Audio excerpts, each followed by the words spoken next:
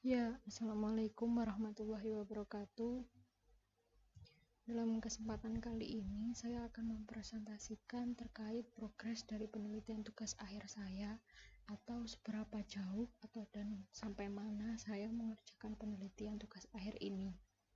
Perkenalkan terlebih dahulu, nama saya Safira, angkatan 2016 dengan NRP 048, yang akan menjelaskan terkait penelitian tentang visualisasi PBB secara spasial untuk efisiensi pengelolaan pendapatan asli daerah atau PAD dengan studi kasusnya di Desa Bener, Kecamatan Saradan, Kabupaten Madiun. Terkait selayang pandang atau pokok bahasan yang akan dibahas dalam kesempatan kali ini, yang pertama tentunya terkait pendahuluan. Pendahuluan ini terkait dengan latar belakang, tujuan masalah, manfaat, dan batasan masalahnya. Lalu pokok bahasan kedua terkait metodologi penelitian, terkait data, alat, dan bahan alur pengerjaan penelitian tugas akhir. Selanjutnya terkait lokasi penelitiannya berada di Desa Bener, Kecamatan Saradan, Kabupaten Madiun. Nah, dalam pokok bahasan terkait lokasi ini nantinya akan dipaparkan secara singkat profil dari wilayah penelitian saya dan batasan-batasan wilayah dari Desa Bener itu sendiri. Lalu progres penelitian tentunya. Nah, progres ini nantinya akan menjelaskan terkait sampai mana saya mengerjakan penelitian ini. Nah, untuk hingga saat ini sudah mendapat rancangan dari model basis data yang akan digunakan nantinya. Perlu diketahui bahwa dalam presentasi kali ini sudah berdasarkan pada revisi terakhir dari pembimbing saya, yaitu Pak Yanto. Selanjutnya adalah terkait dengan fakta atau data yang ada di Desa Bener itu sendiri terkait jumlah penduduknya dari tahun 2000 hingga tahun 2016. Dan kepadatan penduduk itu sendiri dari Kabupaten Madiun adalah sebesar 1.376 jiwa per kilometer persegi. Data-data ini diperoleh dari data BPS Kabupaten Madiun tahun 2018. Selanjutnya adalah terkait latar belakang dalam penelitian ini. Berdasarkan pasal 5 ayat 1 Perda Kota Madiun tahun 2011 menyatakan bahwa dasar dari pengenaan PBB adalah dari nilai jual objek pajaknya atau NJOP-nya. Nah, jumlah atau seberapa besar PBB yang diterima oleh masing-masing daerah kan tentunya berbeda. Nah, dari jumlah itu merupakan cerminan dari suatu daerah itu sudah seberapa besar ketergantungannya terhadap pemerintah pusat. Dan dari penarikan jumlah PBB itu nantinya akan mempengaruhi dari APBN yang diterima oleh masing-masing daerah, sehingga akan mempengaruhi pula untuk proses perkembangan dan pembangunan di wilayah tersebut. Lalu terkait ini merupakan beberapa artikel yang menunjang dalam penelitian ini terkait dengan target PAD Madiun tahun 2020. Nah, dalam artikel ini menjelaskan bahwa untuk PAD Madiun tahun 2020 targetnya harusnya mengalami kenaikan menjadi 211 miliar. Pernyataan ini diucapkan oleh Wakil Bupati Hari Wuryanto dalam artikel yang dipublish oleh realita.co. Selanjutnya adalah terkait proyeksi PAD tahun 2020 Kabupaten Madiun naik menjadi 14 miliar rupiah. Hal ini disampaikan oleh Pak Tontro atau Sekretaris Badan Pendapatan Daerah yang dipublikasikan melalui Jawa Pos Radar Madiun tahun 2019. Selanjutnya adalah terkait tujuan penelitian itu sendiri. Yang pertama adalah untuk menyusun basis data terkait informasi PBB di wilayah Desa Bener.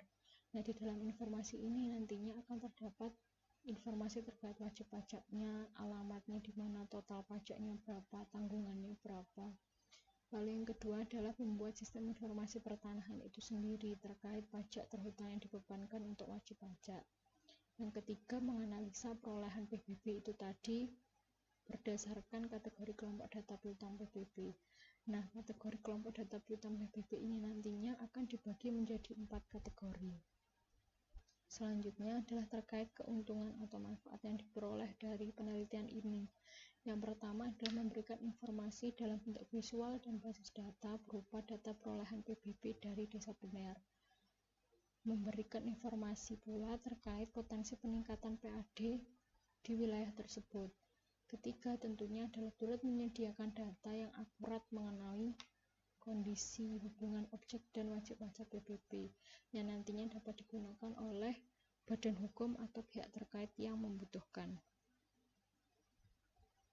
Berikut merupakan batasan masalah atau parameter apa yang digunakan dalam penelitian saya.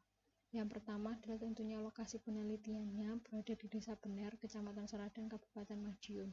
Yang kedua adalah peta bidang tanah atau BBT Desa Bener versi digital maupun versi cetaknya. Nah, versi digital ini didapatkan dari BPN dan untuk versi cetaknya didapatkan dari kantor desa untuk tahun 2019. Yang ketiga adalah salinan buku DHKP yang berisi informasi PBB itu untuk tahun 2019. Yang poin terakhir atau poin keempat adalah terkait analisis perolehan PBB di Sabla berdasarkan kategori kelompok data piutang PBB. Nah, perlu diketahui bahwa Pak, di revisi sebelumnya bahwa Pak Yanto menyampaikan untuk atau menganjurkan bahwa di poin keempat ini sebaiknya tidak usah ditulis atau dicoret oleh Pak Yanto. Nah, menurut saya sendiri, alasan kenapa saya tetap mencantumkan poin keempat ini adalah karena ini merupakan ciri khas dari penelitian saya yang membedakan dengan penelitian sebelumnya. Begitu Pak, menurut saya. Lalu ini merupakan letak atau profil dari Desa Bener. Desa Bener itu sendiri merupakan wilayah, termasuk wilayah utara dari Madiun. Nah, secara geografisnya terletak pada koordinat 111 derajat 40 menit hingga 111 derajat 41 menit bujur timur. Untuk lintang selatannya 7 derajat 30 menit hingga 7 derajat 31 menit. Dengan luas wilayahnya kurang lebih 231 hektar. Berikut merupakan batasan-batasan wilayah dari Desa Bener Kecamatan Saradan berdasarkan pada data BPS tahun 2018. Dapat dilihat pada peta lokasi berikut. Nah, di dalam peta lokasi ini sudah tercantum batasan wilayah atau koordinat dari Desa Bener yang sesuai dengan uraian sebelumnya bahwa letaknya pada 111 derajat 40 menit sekian hingga 111 derajat 41 menit sekian untuk bujur timurnya. Untuk lintang selatannya berada pada 7 derajat 30 menit sekian hingga 7 derajat 31 menit sekian. Ini sesuai dengan uraian sebelumnya. Lalu terkait data spasial yang digunakan dalam penelitian ini dan data non-spasialnya apa saja. Nah, data spasialnya berupa PBT itu tadi dari BPN dan PBT dari desa. Untuk data non-spasialnya ada salinan buku DHKP dari Desa Bener Kecamatan Saradan untuk tahun 2019. Untuk software yang digunakan adalah Microsoft Office yang meliputi Microsoft Word, Microsoft Excel, dan Microsoft Access untuk membantu basis datanya. Untuk pengolah data spasialnya ada ArcGIS dan Postgre yang berguna untuk membantu pula dalam proses penyusunan basis datanya. Lalu hardware berupa satu unit komputer. Nah, berikut merupakan diagram alir dari penelitian ini. Yang pertama tentunya adalah identifikasi masalah. Yang kedua adalah terkait studi literatur yang akan terus dilakukan hingga proses laporannya selesai, karena di dalam penelitian ini memerlukan suatu referensi yang dapat menghasilkan hasil yang maksimal. Lalu pengumpulan data yang terkait tadi PBT dari Desa Bener yang didapatkan dari BPN maupun kantor desa akan dilakukan penyatuan informasi PBT-nya. Lalu setelah melakukan penyatuan itu nanti akan dilakukan topologi agar meminimalisir kesalahan.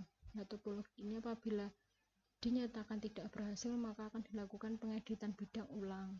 Lalu apabila sudah berhasil, maka akan didapatkan peta bidang objek PBB desa benar. Lalu untuk pengumpulan data yang terkait salinan buku di HKP ini, dari informasi yang terdapat pada di HKP itu nanti akan diinput ke dalam Microsoft Excel, lalu di-convert dalam format CSV dan dibuatkan rancangan model basis datanya. Nah, rancangan model basis data ini terbagi menjadi 3, yaitu model konseptualnya, logikal, dan fisikalnya. Dari hal itu semua nantinya akan dilakukan implementasi model basis data yang menghasilkan query spasial basis data, yang kemudian tentunya dilakukan uji validasi basis data. Apabila tidak berhasil, akan mengulang kembali pada langkah sebelumnya, yaitu implementasi model basis data. Nah, apabila sudah berhasil, maka akan dilakukan visualisasi pajak terhutang PBB yang akan dihasilkan sistem informasi pertanahan, dan melakukan analisis lalu membuat laporan akhirnya. Sedikit flashback atau kembali pada pembahasan sebelumnya terkait tujuan penelitian, kan terdapat 3 poin. Nah, di presentasi progres ini saya akan menjelaskan atau menjawab dari poin pertama dari tujuan penelitian, yaitu menyusun basis datanya. Nah, model basis datanya itu sendiri yang pertama ada model konseptual yang didasarkan atau disajikan dalam bentuk diagram ER atau entity relationship.